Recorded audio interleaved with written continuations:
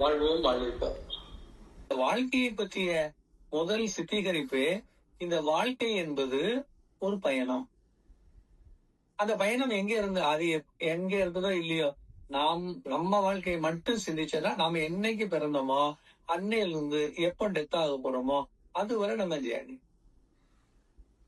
பிறப்பு இறப்பு இந்த ரெண்டு தான் அதுல வச்சிருக்கக்கூடிய போர்டு. அதுவும் நமக்கு தெரியுதானா? தெரியல. வண்டிக்குள்ள இருந்துகிட்டு வண்டிக்கு பின்னாடி மாட்டிருக்க போர்டை தெரியுமா, சொல்ல முடியுமா?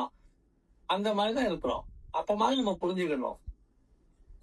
நம்மளுடைய ஜேர்னில முன்னாடி போர்டு மாட்டி இருக்குது, இறப்பு எங்க, எந்த இடத்துல, என்னைக்குன்ட்டு. இப்போ நீங்க ஒரு இடத்துல இருந்து கிளம்புறீங்க, இன்னொரு இடத்துக்கு போறீங்கன்னா, இப்ப சென்னை டு கன்னியாகுமரி. அப்ப கன்னியாகுமரி போகும்போது கன்னியாகுமரி போர்டு ஃப்ரண்ட்ல இருக்கும், சென்னை என்பது பேக்ல இல்லையா? சென்னை டு கன்னியாகுமரி. இப்ப நம்ம ஏறி பஸ்ல உட்கார்ந்து இருந்தாலும் அந்த கன்னியாகுமரி போர்டு முன்னாடி தெரிஞ்சிருக்கு, யாரு பாக்குறவங்களுக்கும். அது போயிட்டே இருக்கலாம். அது கன்னியாகுமரி வந்த உடனே நின்னுரும், பஸ் நின்னும், நம்ம இறங்கிடும். சென்னையில இருந்து ஏறணும். இதே மாதிரி நம்ம லைஃப்ல நம்மளுடைய பர்த்தை மட்டும் சொல்லுங்க, மற்றவங்க எல்லாம் விட்டுருங்க. அது நம்ம சொல்ல முடியாது, நமக்கு ரைட்ஸ்ல நமக்குள்ளதே தெரியாத போது அடுத்தவங்களை சொல்லுங்க. அப்ப நம்ம லைஃப் எப்படி இருக்குன்னா, ஒரு பெர்த் டு ஒரு டெத் வர. பேக் போர்டு என்னது? பெர்த். Front board death. சரி, நமக்கு தான் மாட்டி வச்சிருக்கிறத நம்மளால வாசிக்க முடியுமா, சொல்ல முடியுமானா இல்ல. நம்ம கூண்டில் அடைக்கப்பட்டவர்கள் மாதிரி இருக்கிறோம்.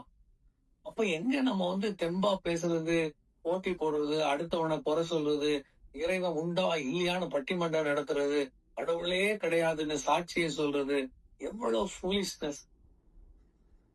சின்ன விஷயத்தை கொஞ்சம் யோசிச்சு பாருங்க. இந்த ஜேர்னி பஸ் என்னைக்கு ஆரம்பிச்சு என்னைக்கு போகுதுன்னு போர்டு இருந்து நமக்கு தெரியல. பஸ்ஸுக்குள்ளதான் இருக்கிறோம். அப்ப இறங்கி பார்க்கணும், இறங்கி பார்க்க முடியுமா? அப்ப நீங்க எப்படி வைத்திருக்கிறது? உங்க அறிவை நீ ஷார்ப் பண்ணுப்பா. அதுவும் முடியாதுன்னு சொல்லல. இயற்கை உன்னோட சேர்ந்து விளையாடல. நேச்சர் உன்னை திட்டம் பண்ணல. தப்பா சொல்லுறீங்க. உங்ககிட்ட கொடுக்கப்பட்ட அறிவை நீ நம்ம ரூம் உள்ள இருக்கிறோம், வெளிச்சமே தெரியலன்னா நம்ம கையில வச்சிருக்கக்கூடிய லைட்னுடைய அந்த திரையை கொஞ்சம் தூண்டி விட்டோம்னா இன்னும் கொஞ்சம் பவர் கிடைக்கும். அப்ப அந்த அளவுக்கு ஒரு பிரைட்னஸ் கிடைக்கும். இன்னும் தூண்டினீங்கன்னா அதோட பவர் கிடைக்கும். அக்கார்டிங் டு யுவர் ட்ரைனஸ், எவ்வளவு நீங்க முயற்சி பண்றீங்களோ அதை பொறுத்துதான். அப்ப உங்கள்ட்ட இருக்கக்கூடிய அறிவு வீச்சு உங்களுக்கு வேண்டியது அத்தனையும் காட்டும். அந்த மாதிரிதான் கொடுக்கப்பட்டிருக்கிறது. ஆனா அதை நீங்க ஷார்ப் பண்ணல, அந்த அறிவை நீங்க ஆக்டிவேட் பண்ணல, அதனால அது தெரியல. இப்ப நீங்க பாருங்க, நிறைய மகான்கள் ஞானிகள் எல்லாம் கண்ணை பொத்திட்டு அவங்களே சொல்லுவாங்க, எனக்கு என்ன 2 வருஷத்துல டெத் வந்துடும், நான் இங்க இருந்து போயிடுவேன். எந்த இடத்துல எத்தனை மணிக்குன்னு கூட சொல்லியிருக்காங்க. அப்ப அவங்க ரீட் பண்ணிட்டாங்கன்னு அர்த்தம். பஸ் உள்ள உட்கார்ந்து இருந்துகிட்டு முன்னாடி மாட்டுன அந்த போர்டை அவங்க வாசிச்சுட்டாங்க. அதனால கரெக்டா சொல்றாங்க இல்ல.